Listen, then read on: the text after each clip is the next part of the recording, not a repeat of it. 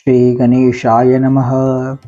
वक्रतुंड महाकाय सूर्यकोटि समप्रभं निर्विघ्नं कुरु मे देवो सर्वकार्येषु सर्वदा। गुरुर्ब्रह्मा गुरुर्विष्णु गुरुर्देवो महेश्वरा। गुरु साक्षात् परब्रह्म तस्मै श्री गुरवे नमः। अगम अगोचरनाथ तुम परब्रह्म अवतार। तानो मे कुंडल सिरजटा अंग विभूति अपार। सिद्ध पुरुष योगेश्वरो दो मुझकोपदेश। हर समय सेवा करो सुबह शाम आदेश आदेश आदेश। श्री गणेशाय नमः। श्री गुरुभ्यो नमः। श्री पांडुरंगाय नमः। श्री कुलदेवतायै नमः। श्री मातृपितृभ्यो नमः। ओम नमो जी हेरंबमूर्ती वक्रतुंडा गणाधिपती विद्यार्णवा कळा संपत्ती भक्त संकटवारी गजानना। प्रथम श्री गणेशास वंदन करून आपल्या गुरूंना कुलदेवतेला आणि माता पित्यांना वंदन करूया। कलियुगाच्या प्रारंभी भगवान श्रीकृष्ण नवनारायणांना पाचारण करतो। आता हे नवनारायण कोण हे जाणून घेऊया। भगवान शिवशंकराचे अवतार असणारे ऋषभदेव यांना 100 पुत्र होते। त्यामधील प्रथम 9 जण हे नारायणांची निस्सीम उपासक होते। शक्ती आणि भक्तीच्या बळावर ते स्वतः नारायण स्वरूप झाले। त्यांची नामावली पुढील प्रमाणे: कवी नारायण, हरिनारायण, प्रभंजन नारायण, अंतरिक्ष नारायण, प्रबुद्ध नारायण, द्रुमिल नारायण, चमस नारायण, आविर्होत्र नारायण आणि पिप्पलायन नारायण होय। असे हे 9 नारायण द्वारकेत दाखल झाले। भगवान श्रीकृष्णाने यांचे यथोचित स्वागत केले। त्यांना सोन्याच्या सिंहासनावर विराजमान केले। त्यानंतर नारायणांनी भगवान श्रीकृष्णाला येथे बोलावण्याचे कारण विचारले। त्यावर भगवान श्रीकृष्ण सांगतात, कली हा जरी आता सूक्ष्म रूपात असला तरी यापुढे याचे स्वरूप विस्तार होईल। सर्वत्र हाहाकार माजेल, धर्माची हानी होईल आणि हेच रोखण्यासाठी आपल्याला अवतार घ्यावयाचे आहे। यावर नारायणांनी पुन्हा प्रश्न केला, आपल्या आज्ञेने आम्ही अवश्य अवतार घेऊ, पण कोणत्या स्वरूपात अवतार घ्यायचे व कोठे अवतार घ्यायचे हे आम्हाला सांगा।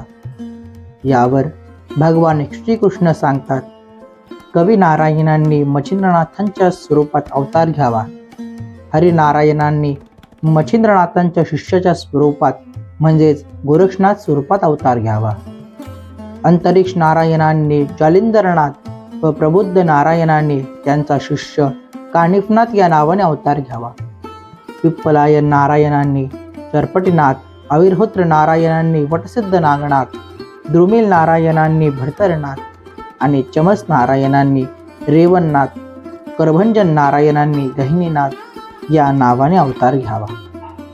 तुमच्या समवेत वाल्मिक ऋषी तुलसीदास, शुक महाराज कबीर, व्यास मुनी जयदेव, उद्धव, नामदेव महाराजांच्या स्वरूपात जांबुवंत नरहरी, बलराम भ्राता पुंडली असे अवतार घेतील।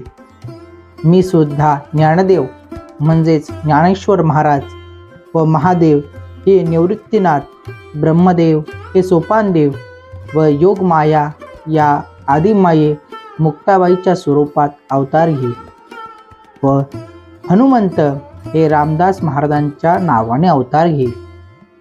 आता कोणत्या ठाई अवतार घ्यायचे हे श्रीकृष्ण नारायणांना सांगत आहे। पूर्वी ब्रह्मवीर्यापासून 88 सहस्त्र ऋषी निर्माण झाले। ते वीर्य ठिकठिकाणी जीवनदशेहून पडलेले आहे। ते कोणकोणत्या ठिकाणी पडले आहे ते ऐका। पूर्वशिवर भाळलेल्या ब्रह्मदेवाचे तेजपतन झाले। या तेजाचे 3 भागात विभागन झाले। 2 भाग हे यमुना तटी जाऊन पडले, तर 1 भाग हा जलाशयात पडला। तो एका मत्स्येने ग्रहण केला। परंतु जीवनदशेहून ते वीर्य अजून तसेच तिच्या गर्भात साठलेले आहे. त्यामध्ये कवी नारायणांनी प्रवेश करून मच्छिंद्रनाथ या नावाने अवतार घ्यावा. कामदेवावर क्रोधित झालेल्या महादेवाने आपला तिसरा डोळा उघडून कामदेवाला भस्म केले. ते तेज अग्निदेवाने ग्रहण केले. पुढे कुरुवंशातील बृहद्रवा या राजाने नागसत्राचे आयोजन केले. त्या होमात अग्निदेव ते वीर्य घेऊन बसले होते. त्या ठिकाणी अंतरिक्ष नारायणांनी प्रवेश करावा व पुढे जालेंद्रनाथ नावाने जगकल्याणाचे कार्य करावे. ब्रह्मदेवाचे वीर्य हे रेवा नदीच्या तीरावर जाऊन पडलेले आहे. या ठिकाणी चमस नारायणाने जाऊन रेवणसिद्ध नावाने देह धारण करावा. अजून ब्रह्मदेवाचे तेज हे वडाच्या डोईत असलेल्या सर्पिणीच्या मस्तकावर जाऊन पडले. त्या सर्पिणीने ते वीर्य ग्रहण केले. त्यामध्ये अविर्होत्र नारायणांनी संचार करावा आणि वटसिद्ध नागनाथ नावाने देह धारण करावा. यावेळी हस्तिनापुरात सर्पसत्र सुरू होते. त्यामुळे आस्तिक ऋषींनी या सर्पिणीला वडाच्या डोईत लपवले होते. पुढे सरस्वती या विप्र स्त्रीचे दुःख दूर करण्यासाठी मच्छिंद्रनाथांनी सूर्यवीर्य असलेले भस्म या स्त्रीच्या हाती दिले. तिने ते भस्म शेणाच्या उकिरड्यावर सांडले. त्या ठिकाणी हरिनारायणांनी गोरक्षनाथ स्वरूपात अवतार घ्यावा. दक्षनंदिनीच्या स्वरूपावर भाळलेल्या ब्रह्मदेवाचे तेजपतन झाले. यामुळे लज्जित झालेल्या ब्रह्मदेवाने ते तेज आपल्या टाचेने दाबले. ते तेज भागीरथी नदीच्या जवळ असलेल्या कुशबेटावर पडलेले आहे. येथे पिप्पलायन नारायणांनी संचार करून चर्पडेनाथ नावाने अवतार घ्यावा. कामातूर झालेल्या सूर्यदेवाचे तेजपतन झाले. या तेजाचे 2 भाग झाले. पहिला भाग लोमेश ऋषीच्या आश्रमात जाऊन पडला. त्यामधून अगस्त्य ऋषी जन्माला आले. दुसरा भाग कैलिक ऋषीच्या आश्रमात एका भिक्षापात्रात पडलेला आहे. यामध्ये द्रुमिल नारायणाने संचार करून भरतरनाथ स्वरूपात अवतार घ्यावा. सरस्वती मातेच्या स्वरूपावर भाळलेल्या ब्रह्मदेवाचे वीर्यपतन झाले. ते हिमालयात एका हत्तीणीच्या कानी जाऊन पडले. त्यामध्ये प्रबुद्ध नारायणाने संचार करावा व कर्णकानिफनाथ हे नाव धारण करावे. कनकगिरी ग्रामामध्ये लहान मुले मातीचा खेळ खेळत होते. त्यांना त्यांच्या मातीच्या गाडीसाठी एक गाडीवाहक लागत होता. त्यांनी गोरक्षनाथांना विनंती केली. लहान मुलांच्या आग्रहाखातीर गोरक्षनाथ त्यांना गाडीवाहक बनवून देऊ लागले. त्यावेळी गुरु मच्छिंद्रनाथांनी सांगितलेल्या संजीवनी मंत्राचा निरंतर पाठ चालू होता. त्यामुळे तो पुतळा जिवंत झाला. त्या ठिकाणी गर्भंजन नारायणाने संचार करावा व गहिनीनाथ हे नाव धारण करावे.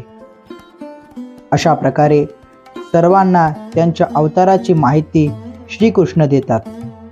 हे ऐकून सर्व नारायण संतुष्ट होतात. भगवान श्रीकृष्ण त्यांना मंदराचळ पर्वतावर घेऊन जातात. त्या ठिकाणी 9 नारायणांच्या 9 समाध्या आणि 10वी समाधी ही वासुदेवाची. शेवटी सर्व नारायण तेथून स्थूळ शरीराने त्या समाधीतून बाहेर येतात. अवधूत चिंतन श्री गुरुदेव दत्त. पुढील भागात आपण सद्गुरू बडेबाबा मच्छिंद्रनाथ महाराज यांच्या जन्माची कथा श्रवण करणार आहोत. ओम नमो आदेश. व्हिडिओ आवडला तर लाईक करा, चॅनलला सबस्क्राईब करा. अवधूत चिंतन श्री गुरुदेव दत्त.